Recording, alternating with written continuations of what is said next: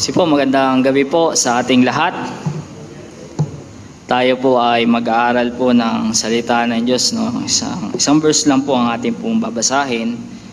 Ito po ay makikita nyo sa 1 Peter chapter 5, verse 7. 1 Peter chapter 5, verse 7.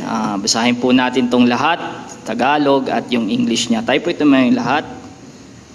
At basahin po natin yung sinasabi po rito sa 1 Peter chapter 5, verse 7, ready, begin. Ilagak ninyo sa Kanya ang lahat ng inyong kabalisahan sapagkat Siya ay nagmamalasakit sa inyo. Yung English po, casting all your anxieties on Him because He cares for you. Unahin po tayo. Lord, salamat po sa mga reminder ng inyong salita. Tulungan niyo po kami, Panginoon, as we study your word, na ilagak po namin ang aming pagtitiwala sa inyong salita.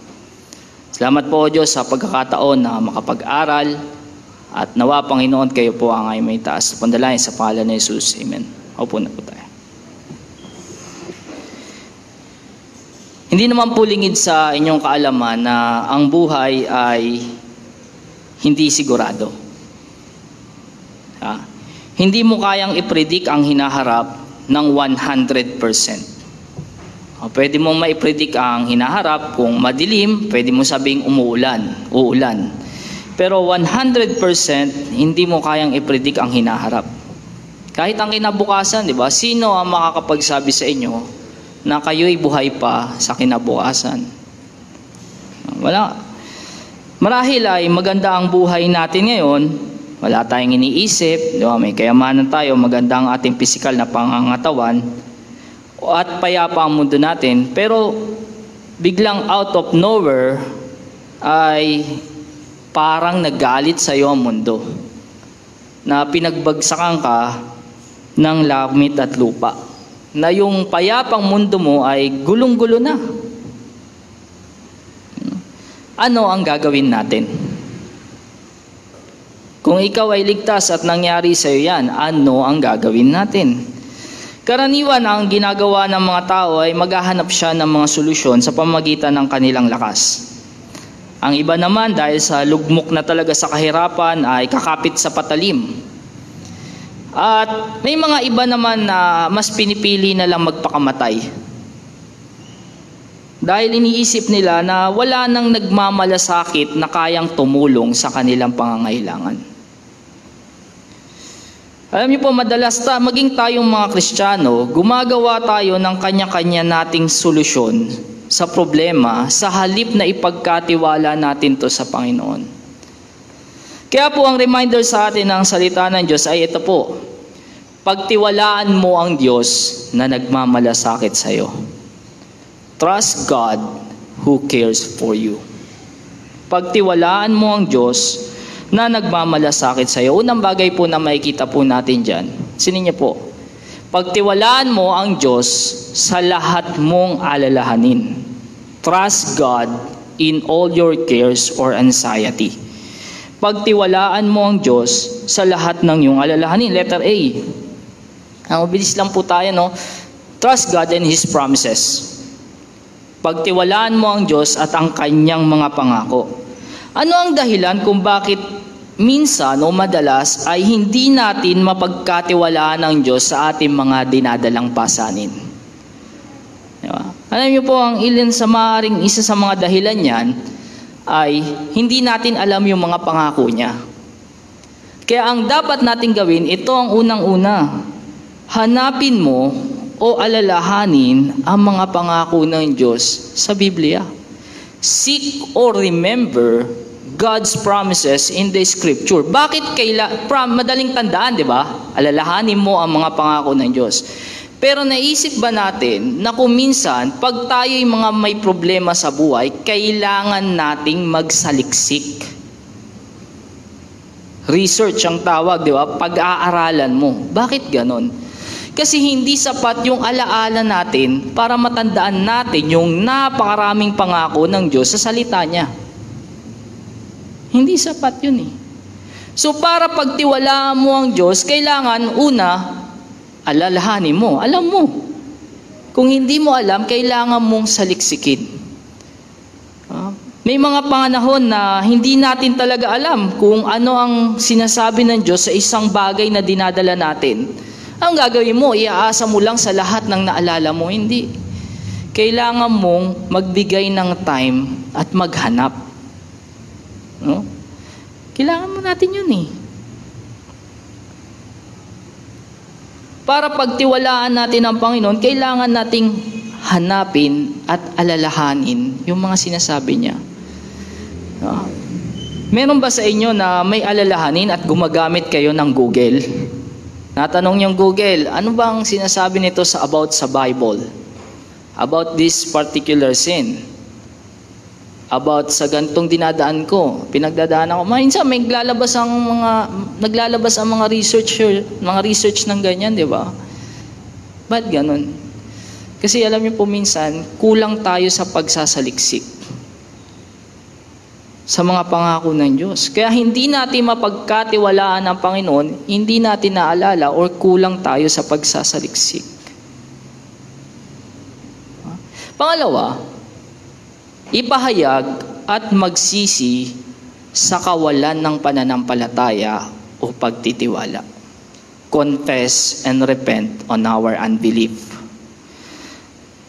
Alam niyo po, ito ay natatakot ako dahil baka walang Kristiyano ang nakakakita na kasalanan ng unbelief sa salita ng Diyos.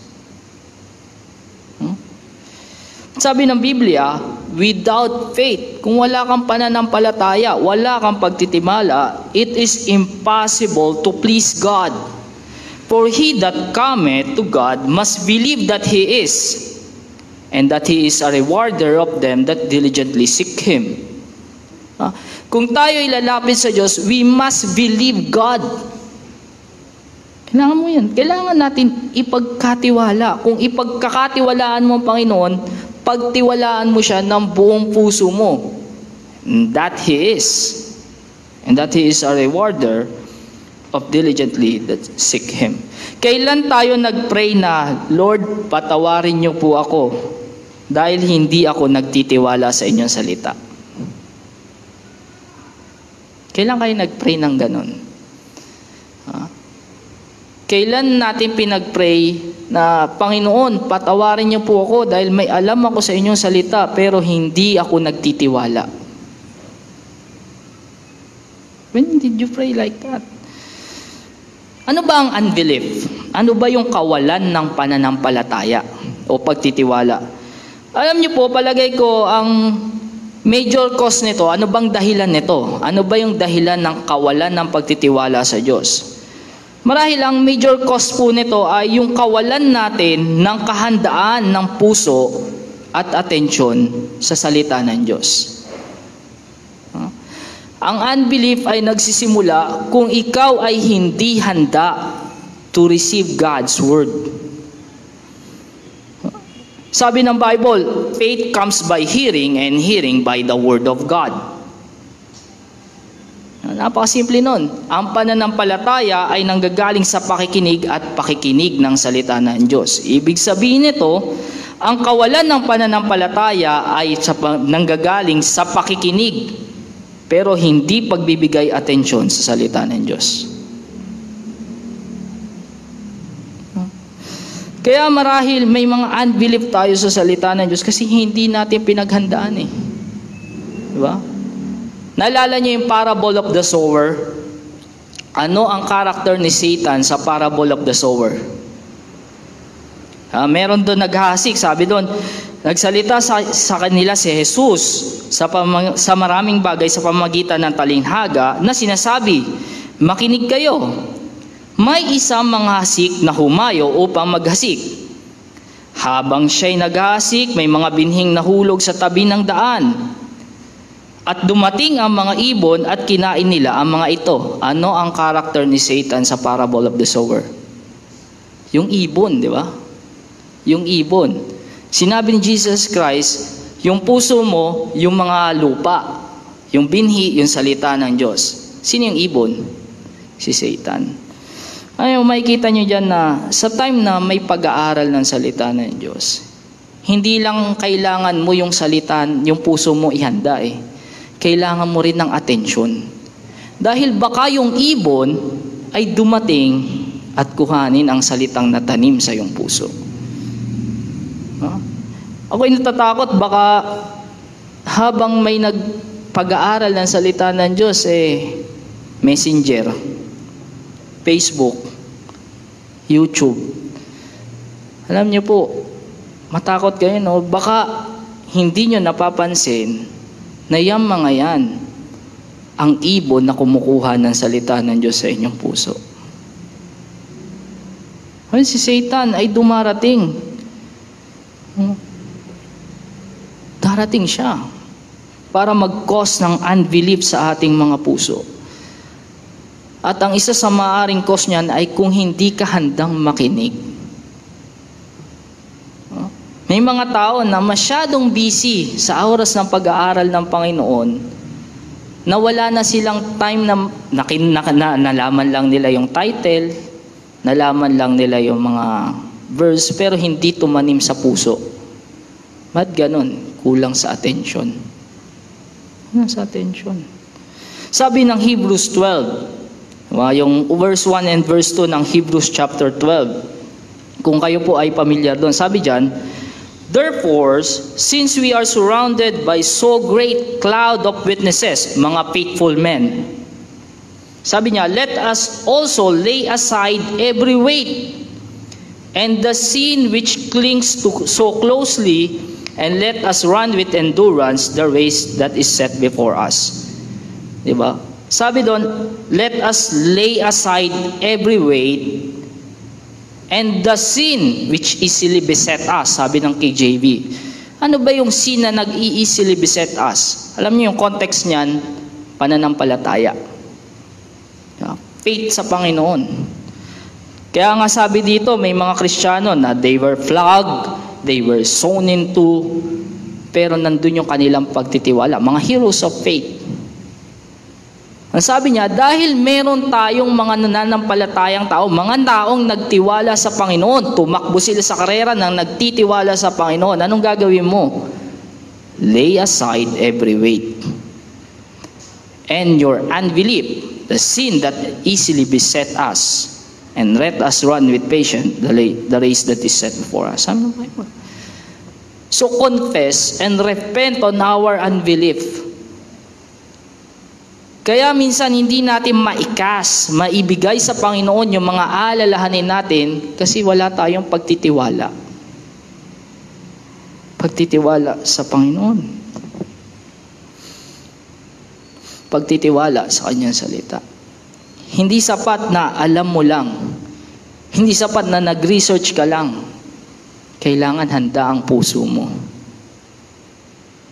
to receive yung mga truth ng Bible. Letter B,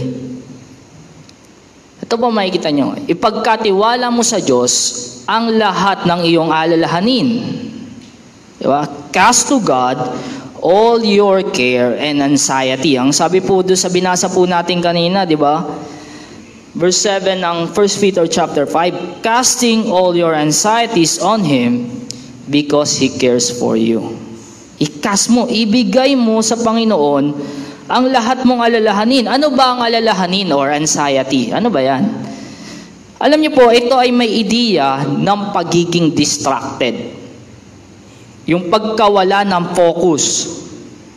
Ibig sabihin, inaalis nito ang focus ng tao sa pagtitiwala sa Panginoon. Yan ang anxiety or mga cares.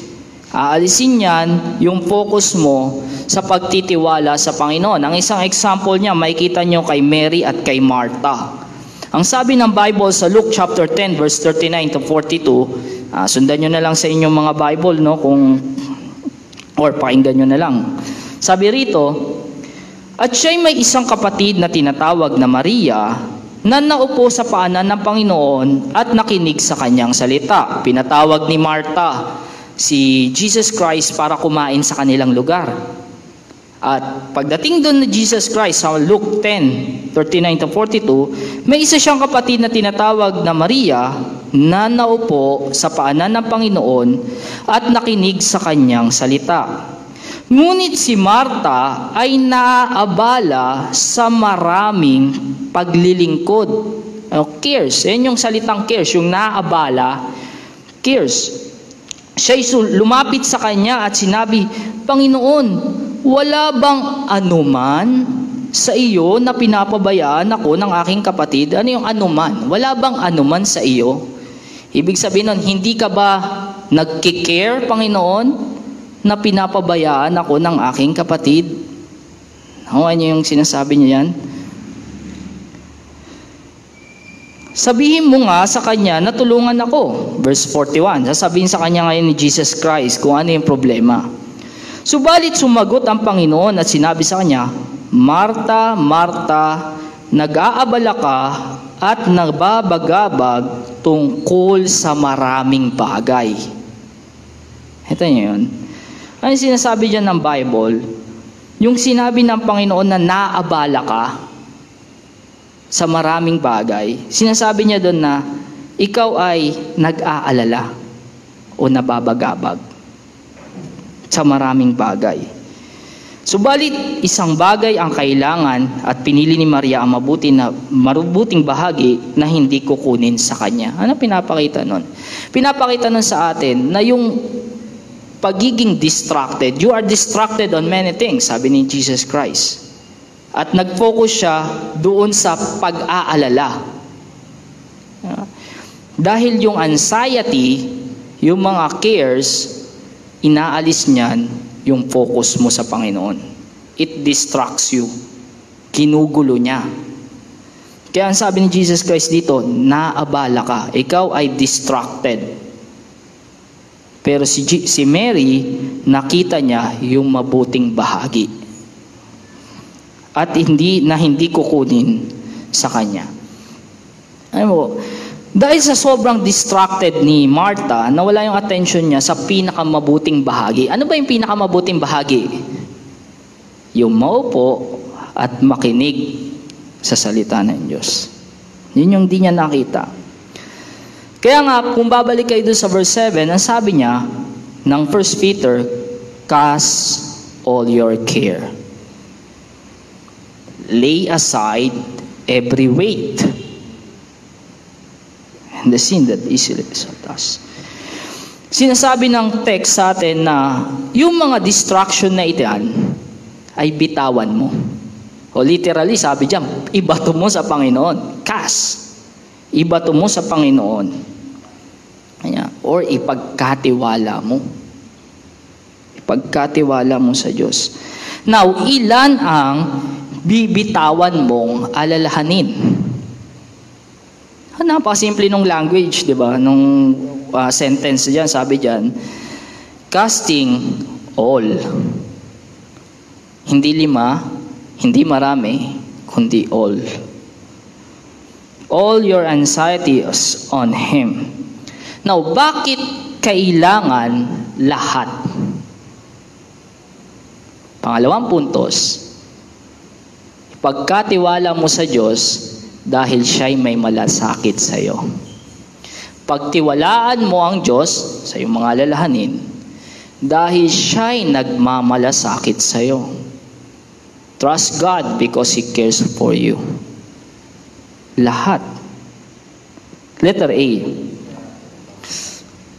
Sabi diyan, ang pagmamalasakit ng Diyos ay palagi at hindi natatapos.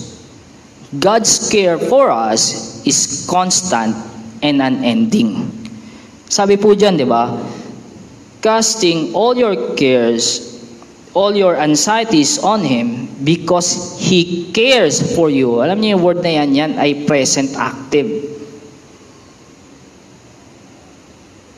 Na laging meron, laging gumagana. At dahil ang Diyos ay eternal, eternal ding ikaw pagmamalasakitan ng Panginoon. It is an ending. No? Diba? Tayong mga magulang, tayo, no? Hindi pa pala ako magulang. Siya na ngayon, no? Kayong mga magulang, di ba, nagmamalasakit kayo sa inyong mga anak. Tama ba? Di ba, nagmamalasakit kayo sa inyong anak. Lalo na pag baby, tama ba? Alagang-alaga mo yan. Pagtulog, anong ginagawa nyo? Anong ginagawa nyo? O, di ba? Uy, pagkakataon nang ineglect ko yan, maglalaba na ako, magsasaing na ako. Di ba? Uy, panahon na para maglinis. Pero ano po, ang Diyos hindi siya nalalagay sa ganun.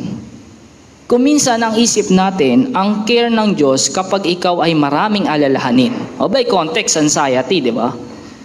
Pero alam niyo po, ang Diyos, kahit payapa ang buhay mo, nagmamalasakit pa rin siya sa'yo. Kasi tuloy-tuloy ito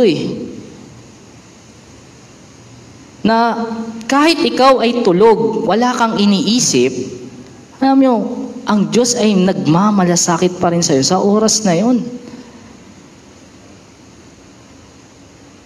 Na-imagine nyo ba paano kung sabihin natin sa loob ng 5 oras, hindi magmalasakit sa iyo ang Panginoon? Ano kaya ang mangyayari? Baka huminto ang tibok ng puso mo. Yeah?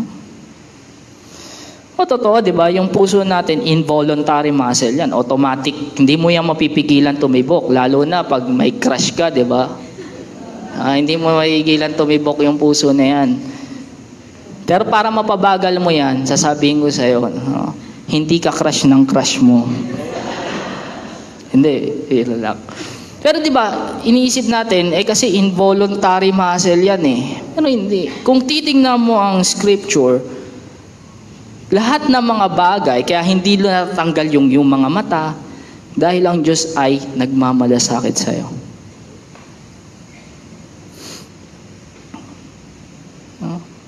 Kahit payapa ang iyong buhay, ay hindi ka iniiwan ng Panginoon. Sabi ni Jesus Christ, I will never leave you. Ano yung sumunod? Nor forsake you. Alam mo, 24/7 ang pangako na yan. I will never leave you, nor forsake you. Ano ang example na talagang ang Diyos ay nagmamalasakit sa iyo? Ang sabi ni Jesus Christ, tignan mo yung mga ibon sa parang. Look at the birds of the air. They sow not, nor gather into barns. Hindi sila nagtatanim, umaani, ni nanggagapas man at naglalagay sa mga barns. Yet your heavenly Father feeds them. Continue on feeding them. Tapos sasabihin sa dulo ng Jesus Christ, hindi ba mas mahalaga kayo sa kanila o kayong maliliit ang pananampalataya? Alam niyo po, ang isa sa pinakamayamang tao ngayon sa panahon natin ay si Elon Musk. Alam niyo po, si Elon Musk, kahit ubusin niya ang kayamanan niya sa loob ng isang araw, hindi niya kayang pakainin ang buong bird community ng buong mundo. Pero ang Diyos, pinapakain sila. How much more tayo? Ang pag-aalala ng Diyos ay constant, tuloy-tuloy. Kahit tulog ka, especially more sa malami kang iniisip. Dahil nga sabi diyan, cast your cares upon Him. Yan yung context. Letter B. Tanging ang mga ligtas lamang ang may ganitong uri ng pangako. Only Christians have this kind of promise. Yung care, yung pagmamalasakit, tanging mga Kristiyano lang ang may gantong gravity ng pangako. Totoo, ang Diyos ay nag-aalala sa mga ibon, sa mga animals. Totoo, ang Diyos ay nag-aalala sa mga unbeliever. Pinapasikat niya yung araw sa kanila, pinapaulan niya sa kanila. Pero yung gravity ng care dito, tanging ikaw lang. Tayo lang. Sa buong creation, ikaw lang ang pinagmamalasakitan ng Diyos 24/7 sa lahat ng panahon. Yung mga angels, walang gantong pangako ang mga angels, di ba? Nung nag-fall ang mga angels dahil sa kanilang kasalanan, hindi nila nakuha to. Walang namatay sa kanila. Pero tayong mga Kristiyano ay pinagmamalasakitan tayo ng Panginoon. Pinagmamalasakitan ng Panginoon. Kaya nga kung may inggit tayo sa mga unbelievers dahil, pinagpapala sila, tayo hirap na hirap. Alam mo, hindi po natin naiintindihan yung pangako ng Diyos na hindi niya tayo iiwan ni pababayaan man. Kung naiinggit tayo sa buhay ng iba dahil sa kanilang tinatamasa, maraming bagay na pangako ang Biblia na hindi mo naiintindihan. Kasi ganun ang Diyos eh. Constant ang kanyang pag-aalala, pagmamalasakit, at hindi natatapos. Now, ano ang pinakapatunay nito? Bukod sa mga ibon na ang Diyos ay nagmamalasakit sa iyo. Letter C. The pinnacle display of God's care for us is when His Son died on the cross.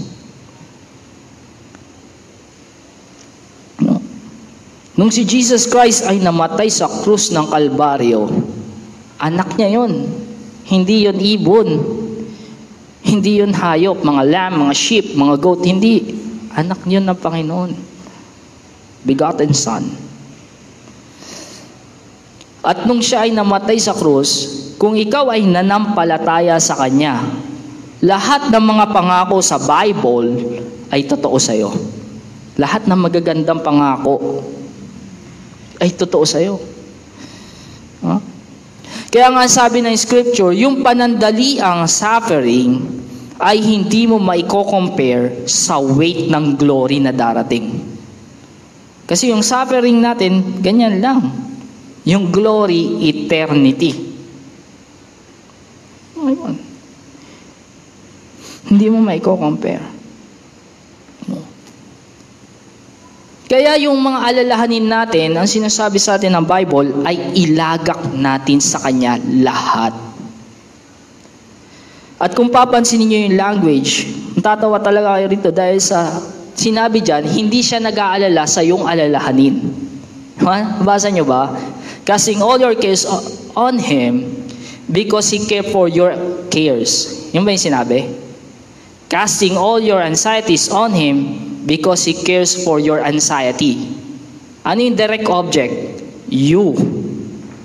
Tao. Now, bakit ganon? Kasi walang weight ng problema na ang Diyos ay mamumblema din siya. Kahit 5 milyon ang problema mo, sa Diyos hindi mabigat yan. Diba? More than sa problema natin, He cared for you. Tao. Yun.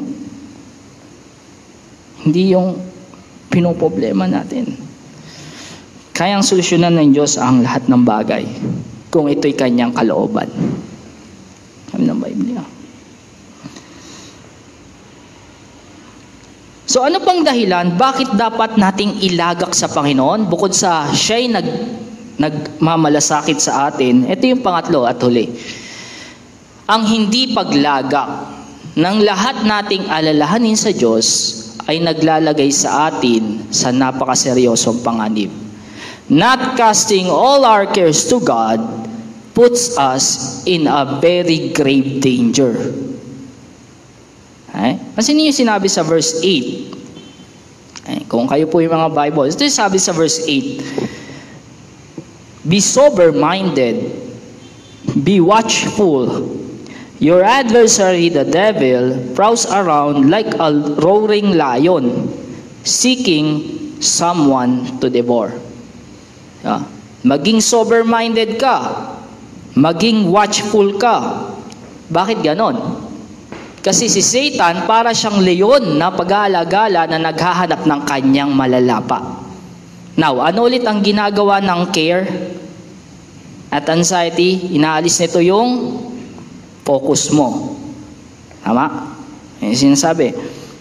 So, kung inaalis pala ng care at hindi mo to linagak sa Panginoon, hindi ka magiging sober-minded, hindi ka magiging watchful. Dahil dito, pwede kang malagay sa panganib na malapakan ni Satanas. Alam niyo po, kung hindi mo ilalagak yung buong mga pangangailangan mo sa Panginoon, yung buong pagtitiwala mo, hindi mo sa Kanya ibibigay, ikaw ay nasa grave danger. Very grave danger. At alam niyo po, hindi lang to totoo sa time na may pinoproblema tayo. Totoo rin to sa lahat ng part ng pag-aaral, di ba? Sa every Sunday, tayo ay may mga ginagawang panalangin. Di ba? Halimbawa, pag tayo ay magsa-service, ano yung pinaka-prayer ng service na? Pastoral prayer. Pag merong preaching, ano ang prayer doon? Di ba? Nagpe-pray bago yung preaching. Pag may operatory, anong unang ginagawa? Nagpe-pray bago yung operatory. Ano ba yun? Naisip lang natin yun. Hindi. Ang prayer ay hinahanda tayo sa darating. Hinahanda ka ng pananalangin sa darating. Kung ikaw ay hindi handa sa operatory prayer, handa ka kaya magkaloob? Tama kaya ang magiging puso mo sa pagkakaloob? Kung ikaw ay sa pastoral prayer, palakad-lakad tayo. Sa tingin mo, magiging handa ka sa service.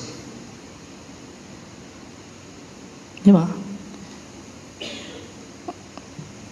Pag tayo ay distracted, nilalagay sa time ng prayer, nilalagay natin ang ating sarili sa matinding panganib.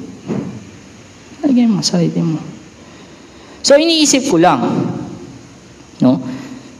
Kapag tayo ay hindi uma-attend ng prayer meeting, dahil sa masyado tayong busy sa mga cares of this world, sa trabaho, sa pag-aalaga, sa pagluluto, hindi kaya nilalagay natin ang ating sarili sa napakalaking panganib? Huh? Kasi ganun si Satan. He is like a roaring lion who prowls around, seeking someone to devour. So, bakit kailangan mong ilagak sa Diyos ang lahat mong alalahanin para hindi ka malagay sa matinding panganib? Ilang mga bagay po na makikita natin dyan. Ayan. Hindi ko na tinagalog, no? Kasi talay ko, nakakaintindi naman tayo ng hindi. Diba? Whenever we come to God in prayer or preaching, give our utmost attention and devotion of the heart to Him. Kasi pwede yan i-pluck. Pangalawa, confess our unbelief on our promise, on His promises. Confess mo, magsisi ka. Cast your cares to God and thank God that He cares for you. Bilang conclusion, ito po yun, no? Pagtiwalaan mo ang Diyos na nagmamalasakit sa iyo. Ipagkatiwala mo. At hindi lang pagkatiwala mo sa isip, ipagkatiwala mo sa puso. Ibigay mo sa Panginoon. Sabi ng isang awit, no? I will never leave thee, sorrow shall not grieve thee. Trust in me completely. Anong dahilan? For my words will never fail. I will not forsake thee, foe shall not overtake thee. I, the Lord, will keep thee secure against that day. Oh. Pagtiwalaan mo ang Panginoon, pagtiwalaan natin ang Panginoon na constantly nagmamalasakit sa atin. Malayin po tayo. O Lord, salamat po, Diyos, sa paalala po ng inyong salita. Tulungan niyo po kami, Panginoon, na sa time kami po ay may pinagdadaanan, ay malala namin ang mga promises niyo, ang inyong care sa amin. At nawa, Panginoon, sa time na kami ay may unbelief, tulungan niyo po kaming maging kagaya ni Jairo na help our unbelief. Lapit po namin sa inyo ang aming prayer time. Ito po ay panalangin sa pangalan ni Jesus. Amen.